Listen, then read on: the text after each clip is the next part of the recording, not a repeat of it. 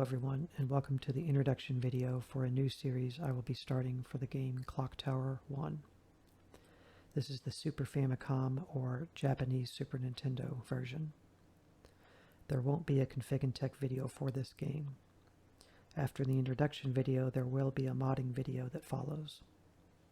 Any links that are covered in this video will be in the description below. I hope you enjoy the information and that it gives you the best Clock Tower 1 on the Super Famicom experience you can have. Games using an emulator. Just wanted to clarify some points here. I also am posting this on my community page if you would like to read the information again. I wanted to explain why games that are played on an emulator may have no config and tech videos associated with them. Given that retro games in general aren't going to have much configuration, as games back then maybe had a few options. You play it and hope it all works. The config and tech side of it would be related more to the emulator configuration itself in the case of this game. I will show game-specific emulation settings if there are any, but not the general ones. Right now, emulator-specific videos are not a focus of mine. If there is interest in me making emulator-specific videos, at least for the ones that I use, please let me know in the comments. You can always ask me questions regardless. In the future, for games being played on an emulator, I will link to this discussion in the community page. Also, please don't ask me for ROMs or emulators. I will not provide those to you. This game was developed by Human Entertainment. Human Entertainment was a Japanese developer and publisher founded in 1983. They filed bankruptcy in 2000 and disbanded. A lot of former employees went and joined other developers. The company is known or unknown for games such as Fire Pro Wrestling, SOS, and The Fireman. Human Entertainment was a unique developer, willing to take risks and do something new and different. I really admire them for this reason alone and wish they were still around today making games. We'll definitely be checking out other games from Human Entertainment in the future. Cover some game history here. An Italian horror movie director by the name of Dario Argento directed and co-wrote the movie Phenomena from 1985. I'll link in the description to the Wikipedia about the director and the movie. After its release, New Line Cinema purchased it to be released in the United States, as it was an Italian movie. It was released with over 20 minutes of the original film cut out in the American version. The movie was also renamed from Phenomena to Creepers, which is way less appealing of a name in my opinion. I've watched a good bit of it now, and it's pretty good and weird. The plot concerns an American girl at a remote Swiss boarding school who discovers she has psychic powers that allows her to communicate with insects and uses them to pursue a serial killer who is butchering young women at and around the school. That's the plot of the movie. While the movie and the plot of Clock Tower are different, there are similarities and inspirations put into Clock Tower, the game. A little about the actress of the movie Phenomena. The movie stars the actress Jennifer Connelly, who was only 13 years old at the time. Her character's name in the movie is Jennifer Corvino. I'll show a picture from Phenomena now up on the screen of her character, Jennifer Corvino. And then I'll show the character you play as in Clock Tower. And here's a recent picture of the actress, Jennifer Connelly, who I believe now, I think she's 52 years old. She has been in a lot of good movies, and she is quite the beauty, even still. Some of her other movies include The Labyrinth with David Bowie from 1986, The Rocketeer from 1991, Dark City from 1998, Requiem for a Dream 2000, Dark Water 2005, and she's done a lot of other movies. Jump straight to Top Gun Maverick 2022, which is a pretty recent movie. Labyrinth is a classic, unless you hate fantasy, music, or David Bowie for some reason. And I believe The Labyrinth, Phenomena the movie came out in 1985, and she did The Labyrinth the year afterwards. The Rocketeer has always been a favorite of mine, and I can't believe they haven't remade it at this point. Not that it needs it, but I'm surprised somebody hasn't done it. Go check it out if you have never seen it before. It's a Disney movie if you weren't aware. Requiem for a Dream is pretty hard to watch, not because it is bad, but because it is graphic. It covers topics centered around and addiction. I've seen it before, so just giving you some fair warning. It also has Jared Leto in it, who's the lead singer of the band 30 Seconds to Mars. This movie, Requiem for a Dream, and the movie Vanilla Sky with Tom Cruise, that movie's the same way for me. They're good movies, but I'm fine with only seeing them once. Jennifer Connelly has even been in some music videos for musical artists such as Flock of Seagulls and Roy Orbison. Go check those out on YouTube. The girl you play as in the game is based off of the looks of Jennifer Connelly / Jennifer Corvino from the movie mentioned above. Not to mention her name in the game is Jennifer Simpson. Whole lot of Jennifer going on, isn't there? It is under speculation whether Jennifer Connelly knows about her inspiration for Jennifer Simpson in the original Clock Tower game. I would guess she knows about it, but either thinks it's not a big deal or doesn't care. Okay, move on to a little about the game here. So Japanese dialogue.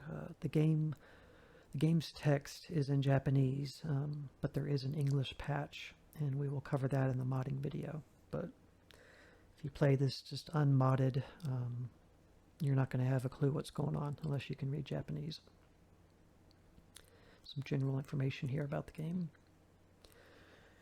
The creator of Clock Tower, Hifumi Kono, was inspired by Phenomena, obviously, as well as Jennifer Connelly. This we have concluded. The main villain in the game has always reminded me of Angus Young from the band AC/DC since the first time I played the game. I like the design just fine of the villain, but a mod that makes him look like Angus Young beating people with his guitar would be great.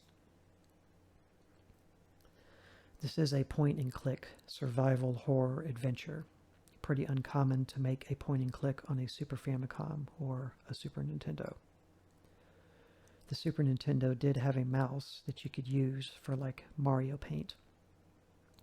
I didn't have the mouse back in the day, but I do remember using one, probably in the mentioned already Mario Paint. I assume the Super Famicom had this as well, so you could probably play Clock Tower 1 with the mouse.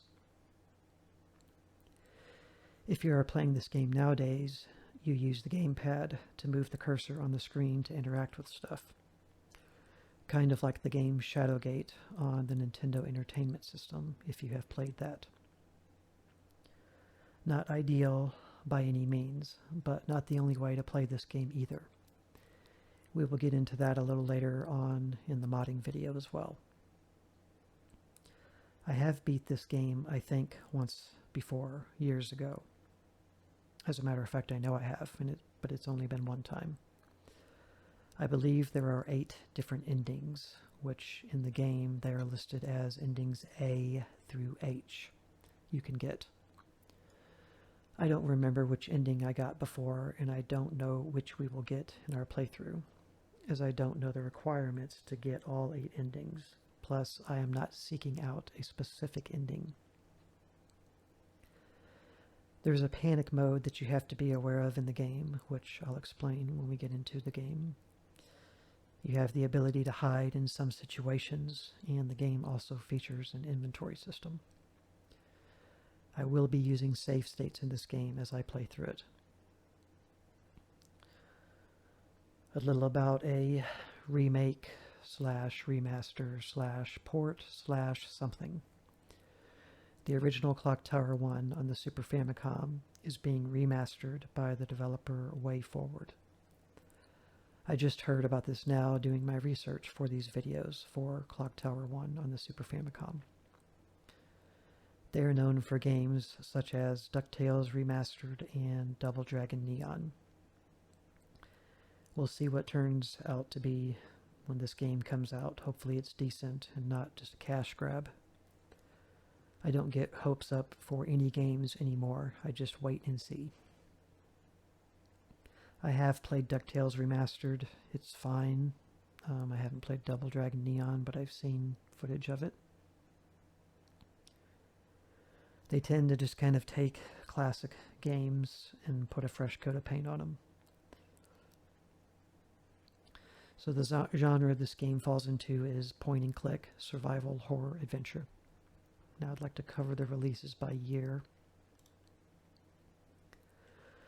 So Clock Tower 1 on the Super Famicom came out in 1995. Then Clock Tower 1, The First Fear, came out in 1997. And it was released on the PlayStation 1, the WonderSwan console, and Windows. I do believe, I'm not positive, but there's 3 versions, 3 systems you can play this version on, and I think it came out in 97 on the PlayStation, the WonderSwan, and it might have came out in Windows in 1998, like a year later. So the WonderSwan was a handheld game console made by Bandai. You might have heard of Bandai. They've made a lot of other games. I think the first incarnation of the WonderSwan was black and white, but I think there's 3 versions of them, and I think the final version was in color. So obviously that's not the version you'd want to pick if you play The First Fear. You'd probably want to pick the PlayStation or the Windows version. Clock Tower 2, as it's called in Japan, which ends up being Clock Tower 1 officially in the US, was released on the PlayStation 1 in 1996. Clock Tower 2, The Struggle Within, came out on the PlayStation 1 in 1998. Clock Tower 3 came out on the PlayStation 2 in 2002. And then I just mentioned a few minutes ago about Clock Tower 1, the enhanced port, and that's supposed to come out in 2024. So those are the official games, official releases. There are some spiritual successors I would like to cover. The first one being a game called Haunting Ground, came out on the PlayStation 2 in 2005. And then a game called Night Cry came out on the PC. I think the PC only. I think it was going to come out on something else, but it was canceled. It came out in 2016. So here's some more details about those releases mentioned above. Clock Tower 1 on the Super Famicom was a Japanese-only release. Clock Tower 1, The First Fear, was a port of the 1995 Super Famicom version onto a few different systems. It features some enhancements and differences in content from the original. Whether it is better than the original from 1995, the Super Famicom version, that I don't know until we play it later. Clock Tower 2 was named correctly for Japanese gamers, as it was the sequel to the Japanese-only Clock Tower 1 on the Super Famicom. Clock Tower 2 was called Clock Tower 1, though, in the US, because we never got the original 1995 release of the Super Famicom. Clock Tower 2, The Struggle Within, is the proper second game for American gamers. Clock Tower 3 is obviously the third and final official release. It is a very, very strange game, to say the least. Clock Tower Enhanced Port is being developed by WayForward. Saying it's an enhanced port could mean anything at this point. It's also being called a reprint. Never heard any game labeled as a reprint. Here, I'll make up some new ones for you. Redo, reshow, remix, refresh, reflect, or my personal favorite for a horror game remake or a death metal band, regurgitation. It is likely it will be a port of the Clock Tower 1, the First Fear version, with newly added stuff and a fresh coat of graphics. It's planned to be released sometime in early 2024. Haunting Ground, developed by Capcom from 2005, is a very strange one indeed. I've played it before, but I don't recall beating it. I do remember the introduction cutscene graphics were a real standout at the time. It looked very, very good for a PlayStation 2 era graphics, and still does. The game has a very similar feel to Clock Tower, but it also is unique enough to stand on its own. It even features a dog companion named Huey that helps you throughout the game.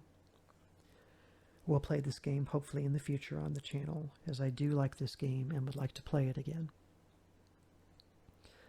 Nightcry was developed by Nude Maker and directed by Hifumi Kono, the original Clock Tower 1 on the Super Famicom creator. Nude Maker is made up of mostly ex-Human Entertainment employees. They might want to consider renaming the company, unless they want to get in on the erotic sex simulator game genre. It's overall not a good game and not what I would consider a successor to Clock Tower. Maybe an attempt to surpass it, but not one that worked out. It falls in the category of being so bad it's good, and has negative reviews overall. I haven't played it personally, but I have watched a fair amount of gameplay to see that it has a lot of issues. Thinking at the time, it isn't good and I will never play this. Now that I have a YouTube channel, I guess that will change. For better or worse, we'll check it out in the future on this channel. So how long to beat Clock Tower on the Super Famicom? According to howlongtobeat.com, it should take around 3 hours to 5 hours. As you know, if you watch my videos, I take my time to show you the games I play. I expect this to be longer for my playthrough, as I am not super familiar nor good at this game. I don't plan on following any type of guide for this playthrough unless I get stuck. Mods. There are a couple of mods that I will be using, and we will discuss them. In the next video, we'll go over the modding stuff. So that concludes the introduction video for Clock Tower 1 on the Super Famicom. Thank you very much for watching, and we will see you in the modding video. Bye.